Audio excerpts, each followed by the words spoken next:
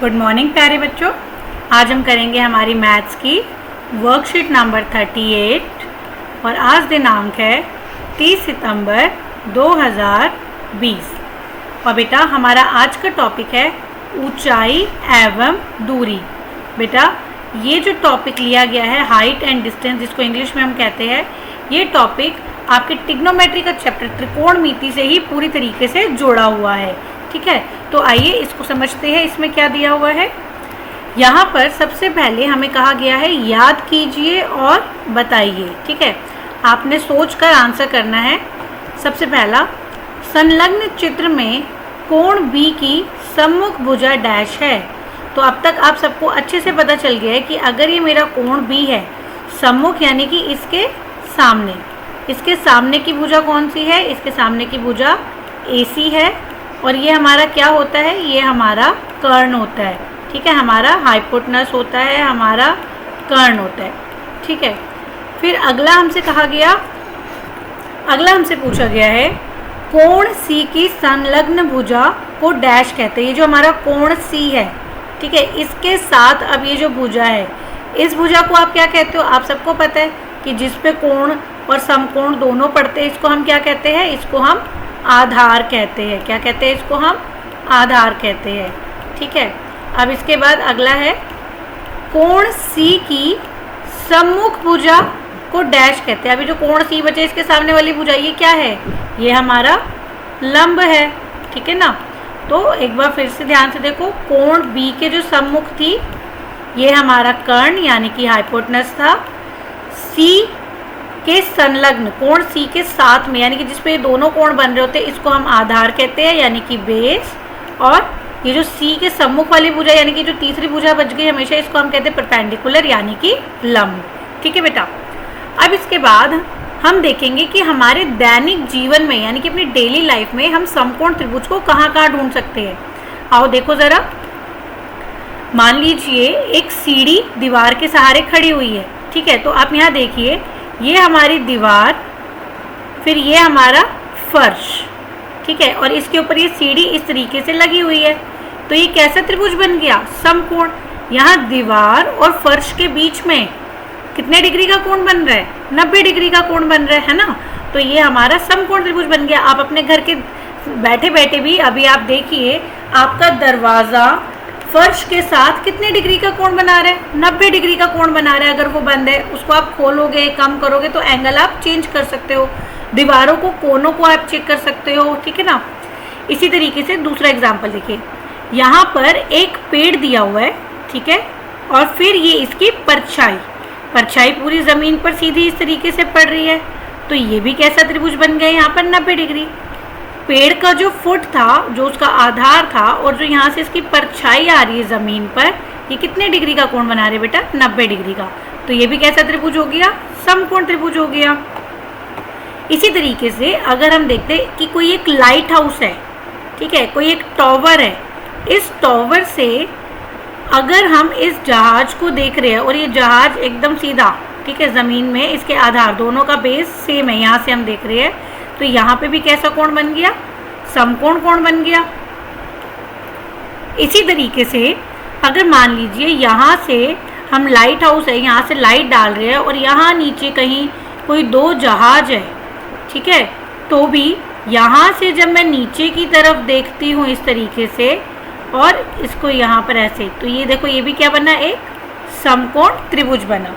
तो हम देख रहे हैं कि हमारे दैनिक जीवन में, हमारी डेली लाइफ में बहुत सारी जगह ये राइट एंगल ट्रायंगल, ये समकोण त्रिभुज बनता है।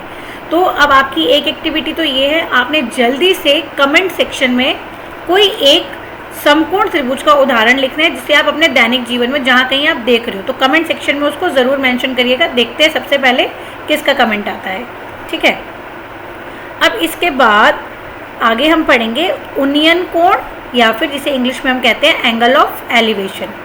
इसका क्या मतलब है, जब कोई व्यक्ति ऊपर की ओर किसी वस्तु को देखता है, तब दृष्टि रेखा यानी कि लाइन ऑफ साइट तथा क्षैतिज रेखा यानी कि हॉरिजॉन्टल लाइन के मध्य बनने वाले कोण को उन्नयन कोण या फिर एंगल ऑफ एलिवेशन कहते हैं। यानी कि यहाँ देखिए कि आपको एक डायग्राम दिया हुआ है, कि यहाँ पर एक व्यक्ति खड़ा हुआ है, प्रेक्षक जिसको हम कह रहे हैं, ठीक है, वो खड़ा हुआ है, ठीक है। यहाँ ये इसका आई लेवल है और वो यहाँ ऊपर रखी हुई कोई वस्तु को देख रहा है, ठीक है। अब उस वस्तु, ये जो व्यक्ति है इसकी जो दृष्टि है, ठीक है, इसका जो साइट है वो किधर जा रहा है, ऊपर की तरफ जा रहा है, ठीक है। वो कहाँ देख रहा है, अप साइड देख रहा है, ऊपर देख रहा है, तो इसलिए हम इस लाइन को कहते हैं दृष्टि रेखा, ठीक है। और ये आई लेवल पर ये जो सीधी हॉरिजॉन्टल लाइन है इसको हम कहते हैं क्षैतिज रेखा। तो जब कोई इंसान अपने आई लेवल से ऊपर की तरफ देखेगा तो क्षैतिज रेखा और दृष्टि रेखा के जो बीच का कोण बनता है इसको कहते हैं ओनियन कोण। क्या कहते हैं, ओनियन कोण। यानी कि आपको क्या याद रखना है कि कभी भी आप ऊपर की ओर देखेंगे तो कैसा कोण बनेगा, ओनियन। ऊ से ओनियन, ऊ से ऊपर, इस तरीके से आप याद कर सकते हो। एलिवेशन, आप एलिवेट कर रहे हो, आप ऊपर की तरफ देख रहे हो। जैसे मान लीजिए आप छत पर खड़े हो और आप ऊपर आसमान में पतंग को देख रहे हो, तो पतंग को देखने के लिए आप ऊपर की तरफ देखेंगे, तो आपकी आंखों और पतंग ऊपर की तरफ जो कोण बनेगा तो ये बनेगा ओनियन कोण, ठीक है। आप ज़मीन पर खड़े हो, ठीक है, और आप ऊपर अपने स्कूल की छत देखते हो या घर की छत देखते हो, तो कौन सा कोण बना, ओनियन कोण बना, क्योंकि आप ऊपर की तरफ देख रहे हो, ठीक है। इसी तरीके से दूसरा हमारा कोण है अवनमन कोण। कौन सा कोण, अवनमन कोण, जिसको इंग्लिश में कहते हैं एंगल ऑफ डिप्रेशन। जिसमें क्या होता है, जब कोई व्यक्ति किसी वस्तु को नीचे की ओर देखता है तब दृष्टि रेखा तथा क्षैतिज रेखा के मध्य बनने वाले कोण को अवनमन कोण कहते हैं। यानी कि नीचे की ओर देखने पर अवनमन कोण बनता है, ठीक है। मान लीजिए आप ऊपर छत पर खड़े हो और नीचे किसी गाड़ी को आप देखोगे, नीचे की तरफ देखोगे, तो आपकी जो दृष्टि है वो नीचे की तरफ झुक रही है, तो उस टाइम पे जो कोण बनेगा वो कौन सा बनेगा, अवनमन कोण बनेगा। ओके, अब एक चीज़ और देखिए, जब ओनियन कोण बनता है, ठीक है, ये कोण हमेशा क्षैतिज रेखा के ऊपर मापा जाता है। जैसे यहाँ देखिए, ये क्षैतिज रेखा हॉरिजॉन्टल लाइन थी जो उसका आई लेवल था, यहाँ से कोण ऊपर की तरफ बन रहा है, ठीक है, इस क्षैतिज रेखा के ऊपर बन रहा है, ठीक है। तो ये पॉइंट आपने याद रखना है, ओनियन कोण क्षैतिज रेखा के ऊपर मापा जाता है। और इसी तरीके से जो अवनमन कोण होता है वो हॉरिजॉन्टल लाइन के नीचे मापा जाता है, क्योंकि जब कोई इंसान यहाँ पे खड़ा है और वो नीचे की तरफ देखेगा तो अवनमन कोण यहाँ बनेगा, ठीक है। ये हमारी क्षैतिज रेखा हो गई और यहाँ पे हमारी कोई वस्तु पड़ी है ज़मीन पे, ठीक है। हमने मान लिया ये जो ए बी है ये एक बिल्डिंग है, ठीक है, और इस बिंदु ए पर कोई व्यक्ति खड़ा हुआ है, यहाँ से वो नीचे किसी कार को देख रहा है, किसी ऑब्जेक्ट को देख रहा है, किसी वस्तु को देख रहा है, तो ये वाली लाइन जो हो गई ये हो गई उसकी दृष्टि रेखा, ठीक है, लाइन ऑफ साइट। अब वो नीचे की तरफ देख रहा है, तो ऐसे में जो कोण बनेगा वो कौन सा बनेगा, अवनमन कोण बनेगा, और वो कहाँ बनेगा, वो यहाँ बनेगा, इस पॉइंट पे, ठीक है। अब क्योंकि दृष्टि रेखा और ये जो ज़मीन है ये समांतर रेखाएं है, कैसी रेखाएं है, समांतर रेखाएं हमें दिख रही है, तो हमारे एकांतर अंतः कोण जिसे हम जानते हैं कि वो हमें Z की फॉर्म में दिख रहे होते हैं, तो वो कोण हमेशा क्या होंगे, बराबर होते हैं। तो कभी भी ये वाला कोण और ये वाला कोण फिर क्या हो जाएगा, हमारा बराबर हो जाएगा, ठीक है। और अगर कोई व्यक्ति इस बिंदु पे खड़ा है और वस्तु यहाँ है, यहाँ से वो ऊपर देखेगा तब इस बिंदु पे ओनियन कोण बन जाएगा, ठीक है। तो आपने ये याद रखना है कि जब आप ऊपर की ओर देखेंगे तो ओनियन कोण बनेगा। ओनियन कोण हमेशा क्षैतिज रेखा के ऊपर मापा जाता है, ठीक है। और जब आप नीचे की ओर देखते हो तब आपका अवनमन कोण यानी कि एंगल ऑफ डिप्रेशन बनता है। इसे हम क्षैतिज रेखा यानी कि जो हमारा हॉरिजॉन्टल लाइन है उसके नीचे मापते हैं। ये क्षैतिज रेखा, ये इसके नीचे आ रहे कोण, यहाँ ये क्षैतिज रेखा के ऊपर था कोण, ठीक है बेटा। अब इसके बाद ये कुछ पॉइंट्स जो हमें याद रखने हैं, ऊंचाई एवं दूरी पर आधारित प्रश्नों को हल करने की विधि। सबसे पहला स्टेप होता है जो भी क्वेश्चन में कहा गया है उसके अनुसार आपको चित्र बनाना है। चित्र पर कोण, बिंदु तथा माप आप साथ साथ अंकित करते जाएंगे और अज्ञात माप को जानने के लिए आप अपेक्षित अनुपात यानी कि साइन, कॉस, टेन का प्रयोग करके हल करेंगे। ठीक है, अगली वर्कशीट में जब हम क्वेश्चंस को सॉल्व करना सीखेंगे तो आप ये सारा जान जाएंगे कि क्या स्टेप्स है इसको सॉल्व करने के। अब स्वयं प्रयास करिए में 3 चीज़ें दी हुई है। पहला, उन्नयन एवं अवनमन कोण में 2 अंतर लिखिए। तो बहुत आसान है, यहाँ देखिए मैंने आपके लिए अंडरलाइन कर दिया। दोनों में 2 अंतर लिखने हैं। तो पहला अंतर आप लिख सकते हो, उन्नयन कोण ऊपर की ओर देखने पर बनता है और यहाँ पर अवनमन कोण नीचे की ओर देखने पर बनता है। ठीक है। दूसरा अंतर, उन्नयन कोण को क्षैतिज रेखा के ऊपर मापा जाता है। ठीक है, उन्नयन कोण को क्षैतिज रेखा के ऊपर मापा जाता है और अवनमन कोण को क्षैतिज रेखा के नीचे मापा जाता है। ठीक है बेटा, ये 2 अंतर हो गए। पहला प्रश्न हो गया हमारा। दूसरा, ऊपर दिए गए उदाहरण 3 के चित्र में जहाज एवं मीनार के बीच बने कोण का नाम बताइए।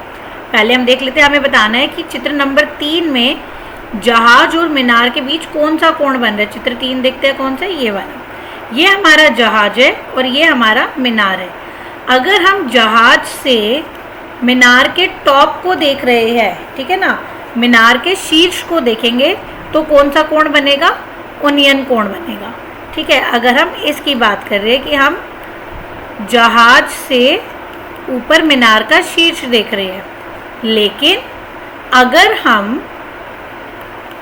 मीनार के ऊपर बैठे हैं, हम यहाँ बैठे हुए हैं और हम यहाँ इस जहाज को देखेंगे तो यहाँ पर अवनमन कोण बनेगा।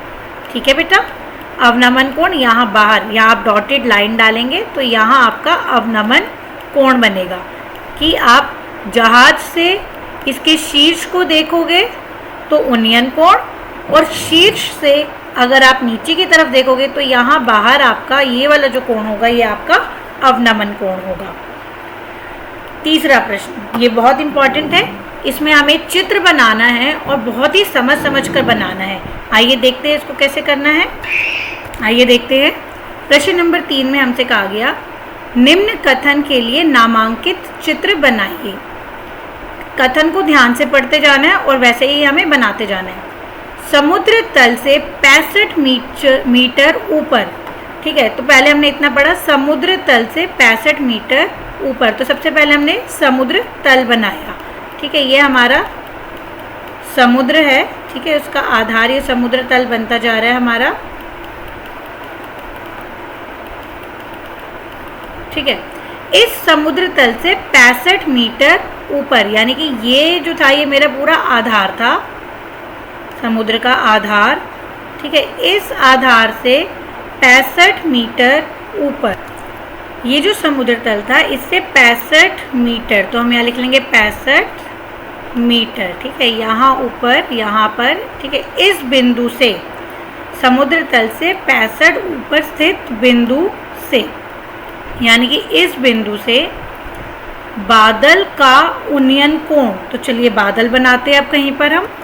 इस बिंदु से बादल का, हमने ये बादल बनाया, इस बादल को हम देख रहे हैं। ठीक है, इस तरीके से हम इसको यहाँ पर देख रहे हैं। ठीक है, तो जो उन्नयन कोण है वो क्या है, बीटा। तो जब उन्नयन कोण बनेगा, हम यहाँ से देख रहे हैं तो यानी कि यहाँ पर ये हो गई हमारी क्षैतिज रेखा। ठीक है, तो यहाँ जो हमारा कोण बना क्षैतिज रेखा से और यहाँ ऊपर की तरफ हम देख रहे हैं तो कौन सा कोण बना, उन्नयन कोण, और इसका नाम क्या है, बीटा। बीटा। ठीक है, ये हमारा उन्नयन कोण बन गया यहाँ पर इस तरीके से। तथा समुद्र में बादल की परछाई का अवनमन कोण अल्फा है। अब ये बादल यहाँ पर है तो इसकी परछाई यहाँ कहीं समुद्र में बनेगी। ठीक है ना, आइए देखिए कैसे बनेगी। कुछ इस तरीके से बादल की परछाई बन जाएगी यहाँ पर। ठीक है ना, ठीक इसी के नीचे ऐसे बादल की परछाई बनेगी। और अब हमसे कहा जा रहा है कि अवनमन कोण, यानी कि हम इसी बिंदु से इस बादल को देख रहे हैं। हम यहाँ ऊंचाई में हैं और यह समुद्र के अंदर जो उसकी परछाई बन रही है उसको ऊपर से हम नीचे की तरफ देखेंगे तो अवनमन कोण बन रहा है जिसका नाम है अल्फा। क्या नाम है, अल्फा। ठीक है। ये अवनमन कोण देखो, ये हमारी दृष्टि रेखा थी, पहले ही हमने कहा था कि ये हमारी दृष्टि रेखा है। यहाँ से हमने ऊपर बादल को देखा तो ये हमारा उन्नयन कोण बीटा बन रहा है, और इस बादल की परछाई समुद्र में बन रही है ना। और जब हम उस परछाई को यहाँ से नीचे की तरफ देख रहे हैं तो ये हमारा अवनमन कोण बन रहा है अल्फा। अब हमसे कहा जा रहा है बादल की कुल ऊंचाई 518 मीटर है। ये बादल है, ठीक है, और ये हमारा समुद्र तल था। ये जो दूरी है पूरी की पूरी यहाँ से लेकर इस समुद्र तल तक की जो दूरी है ये आपको दी हुई है 518 मीटर। ओके, अब हमसे कहा गया है कि हमें अपने इस चित्र को नामांकित करना है, यानी कि हमें इसको नाम देना है। तो सबसे पहले जैसे हमने ये हमारा जो आधार था, समुद्र तल जो था, इसको हमने नाम दे दिया ए बी। ठीक है, हमारा समुद्र तल हो गया ए बी। अब ये इंसान यहाँ पर था, ठीक है ना, 65 मीटर की ऊंचाई पर था। इस बिंदु को हमने नाम दिया सी। ये दृष्टि रेखा हमने मान ली, इसको हमने नाम दे दिया सी डी। और यहाँ से जब उस बादल को देख रहे हैं तो इस बिंदु को हमने नाम दे दिया ई। ठीक है, ये वाला बिंदु हो गया हमारा ई। अब जो इसकी परछाई यहाँ बन रही है नीचे की तरफ, क्योंकि इस बादल की परछाई है तो हम इसको ई डैश कह देंगे कि ये इसकी परछाई है, तो ये ई डैश हो गया। ओके, बस हमने सबका नाम लिख दिया, हमने कोण बना दिए। ठीक है, अब एक चीज़ और यहाँ देखने की है, हमसे कहा गया था कि बादल की जो दूरी समुद्र तल से है वो कितनी है, 518 मीटर। तो जितना वो ऊपर है ज़मीन के उतना ही वो नीचे भी होगा, वो भी 518 मीटर होगी दूरी, यानी कि जो बीई दूरी है ये भी उतनी ही है। और दूसरी बात कि अगर मुझसे कहा जाए कि इस डीई की लंबाई बताइए, ये जो डीई है इतना, इसकी लंबाई कितनी है, तो इसकी लंबाई हो जाएगी, ये पूरा 518 है और ये इसके सामने कितना है 65। तो 518 में से आप 65 को घटा देंगे। ठीक है, ये जो डीई है इसकी लंबाई कितनी आएगी, 518 मीटर माइनस 65 मीटर। ठीक है बेटा, तो हमारा डीई आ गया 453 मीटर। ठीक है, तो इस तरीके से आपको बस ध्यान से क्वेश्चन को पढ़ना है, जैसे जैसे वो कह रहा है वैसे वैसे ही आपने बनाना है, क्योंकि आप इन क्वेश्चंस को तभी हल कर पाओगे जब आप क्वेश्चन को पढ़कर सही तरीके से इसका चित्र बना लोगे। सबसे पहले समुद्र तल बोला था तो हमने समुद्र तल बनाया, फिर 65 मीटर ऊपर बोला था तो हमने एसी बनाया 65 मीटर ऊपर। फिर यहाँ से हम बादल को देख रहे थे, उन्नयन कोण बन रहा था तो हमने कोण का नाम दिया, उन्नयन कोण बनाया, उसको नाम दिया बीटा। फिर हमसे कहा गया इस बादल की समुद्र में भी परछाई बन रही थी, तो ठीक उसी के नीचे ही परछाई बनेगी, तो सीधी लाइन डाली एकदम, और यहाँ हमने एक और बादल बना दिया, उसकी परछाई है।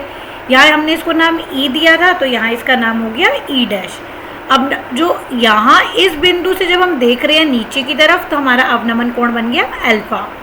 फिर हमसे कहा गया बादल की जो कुल ऊंचाई है, यानी कि बी से लेकर ई तक की जो लंबाई है, दूरी है, वो है 518 मीटर। तो इसलिए हमने फिर डीई भी निकाल लिया, बी डी हमारा 65 था, तो डीई कितना हो जाएगा 453 मीटर। आई होप आपको ये डायग्राम अच्छे से समझ में आ गया है।